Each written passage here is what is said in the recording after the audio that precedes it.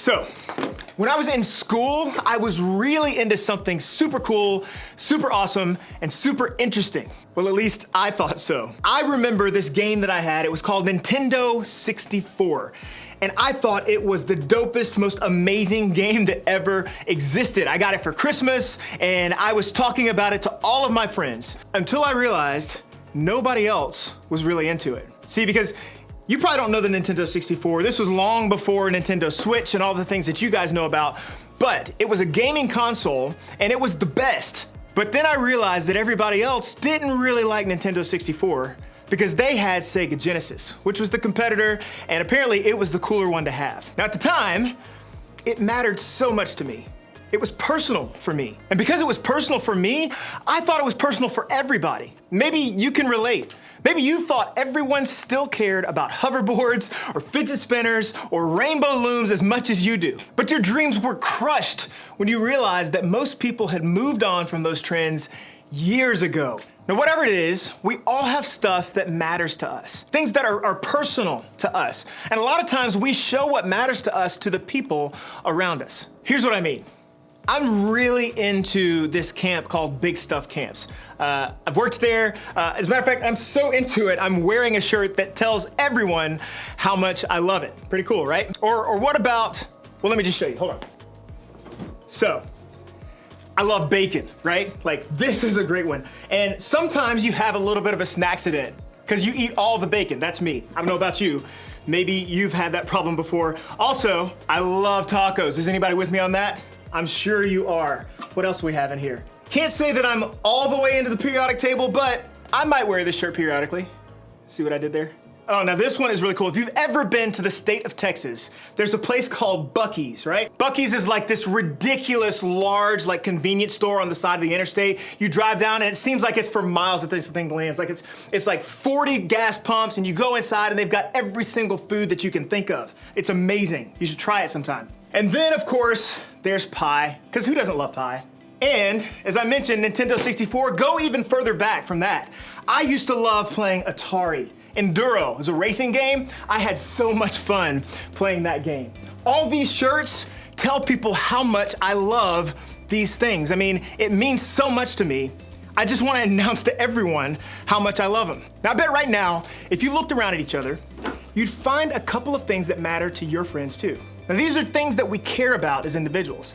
Things like video games, or fashion, or sports, or music, animals, maybe photography, or fishing, or TikTok, or dance, or dancing on TikTok. And we all also have personal values that matter to us. Things like being kind, or getting good grades, having a ton of friends, making people laugh, or even following Jesus and going to church. And because we're so interested in that thing, or believe so strongly that what we value is important, it's easy to think it matters to other people as well. We feel that if it's important for us, it means it's important for others.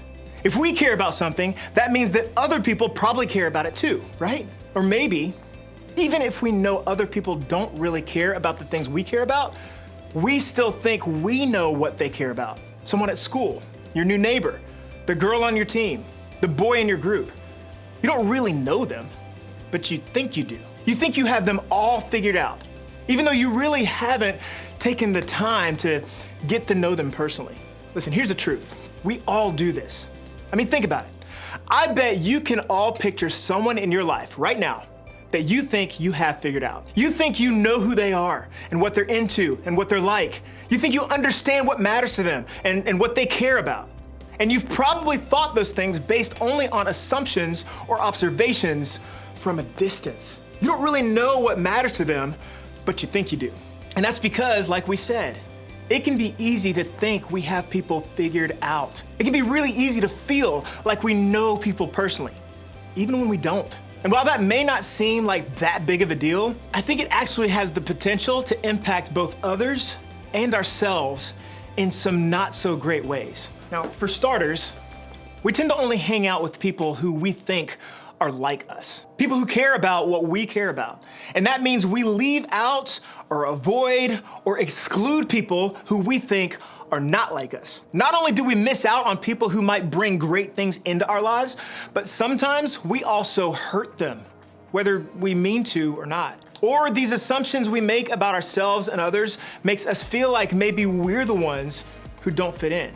We feel stuck and lonely and misunderstood. We feel like nobody understands what really matters to us. Like nobody really knows us on a personal level. And that's why I love what Jesus did in the story of Zacchaeus. Jesus didn't make assumptions. Jesus made it personal by truly understanding what mattered to Zacchaeus. Now, before we get too far into Zacchaeus' story, let me give you some background on what was happening at the time. Jesus was becoming extremely popular. So more and more people were starting to follow him. He had fulfilled prophecies, he'd worked miracles, and some of his sermons pretty much went viral. It's safe to say that people thought Jesus was a pretty big deal. In this story we're about to read, Jesus was on his way to Jerusalem and had just entered a city called Jericho. Now, the crowd in Jericho was so excited to see Jesus that they welcomed him with palm branches and shouts of, "Hosanna!" which is basically a term used to celebrate and express joy back then. It'd be like us going like, whoop, whoop. Like, can you imagine that? Jesus walks in and you're like, whoop, whoop, what's up, Jesus, right? Like, it was here that Jesus had his last recorded personal encounter before he died on the cross. And that encounter was with Zacchaeus. Now, Zacchaeus wasn't someone you'd expect Jesus to personally connect with. In fact, I'd say it was probably the opposite. See, Zacchaeus didn't have the best reputation. He was a chief tax collector, which meant that he had to collect taxes, just take money from the citizens on behalf of Rome. Now, the problem was that tax collectors at this time were known to be dishonest and untrustworthy. Most people thought they were greedy thieves, so that's how most people viewed Zacchaeus. Now, if anyone could have made the argument, I don't really have time for you, it probably would have been Jesus in this moment. But instead, a different story took place. It says this: he wanted to see who Jesus was, but because he was short, he could not see over the crowd. So he ran ahead and climbed a sycamore fig tree to see him, since Jesus was coming that way. When Jesus reached the spot, he looked up and said to him, "Zacchaeus, come down immediately. I must stay at your house today." So he came down at once and welcomed him gladly. Now, based on how the crowd viewed Zacchaeus, I bet what Jesus did surprised everyone. But Jesus saw something about Zacchaeus that the crowd didn't. The crowd saw someone who greedily took more money than he should have. The crowd saw someone who kept all the nice things for himself. The crowd had every reason to assume that what mattered to Zacchaeus was money and wealth. But Jesus saw a grown man who had run ahead of the crowd to climb a tree. Jesus saw someone who was so interested in meeting the rumored Savior that he didn't care what his reputation was or what assumptions people made about him. Jesus saw a man desperately interested in finding hope. Zacchaeus wanted hope so desperately, he climbed a tree just to get a glimpse of a guy he heard might be able to give it to him. The people thought they knew all about Zacchaeus. To them, he was nothing more than a greedy, sinful traitor. The exact opposite of the kind of person Jesus should have noticed, let alone asked to hang out with. Jesus knew what Zacchaeus did for a job and what people thought about him. But Jesus didn't let assumptions tell him who Zacchaeus was personally or what really mattered to him. Jesus made his interaction with Zacchaeus personal because Jesus knew what mattered to him. And the truth is this: Jesus does the same for us. See, it's personal because Jesus knows what matters to you. Jesus sees more than what everybody else sees. Jesus sees into the very heart of all of us. He looks past all the outward things like reputations and assumptions. So the next time you wonder if anybody cares about what you care about, the next time you feel alone or misunderstood or just out there on your own, think about Jesus. Think about how he knows you in a personal way. Someone who knows your world and knows what matters to you. Who cares about the real you, not the one that everyone thinks they know. Remember, it's personal because Jesus knows what matters to you.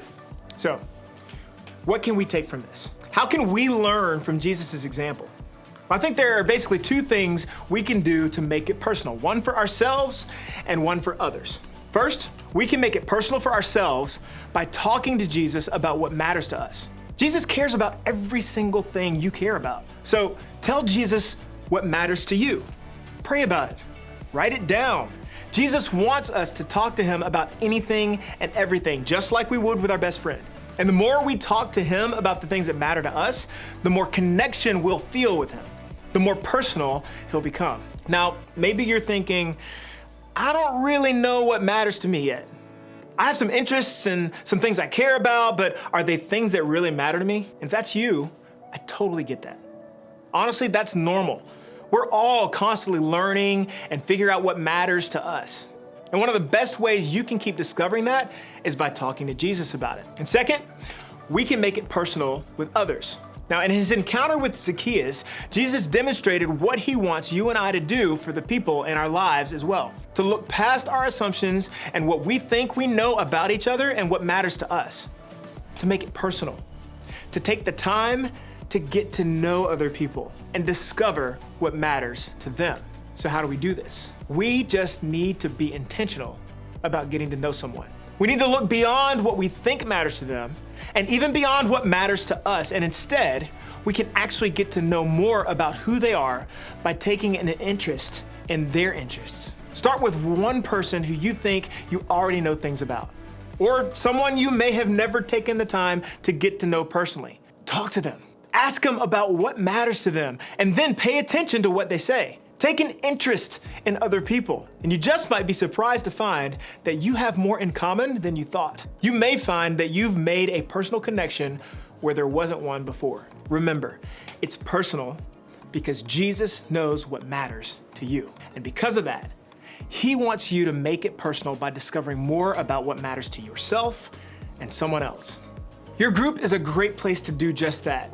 It's a perfect place where you can learn about what matters to others and show them you truly care about who they are as a person. It's a place to share what matters to you most and to let them get to know you in return. So now as you go to your groups, here's a question I want you to think about. What's one thing that matters to me?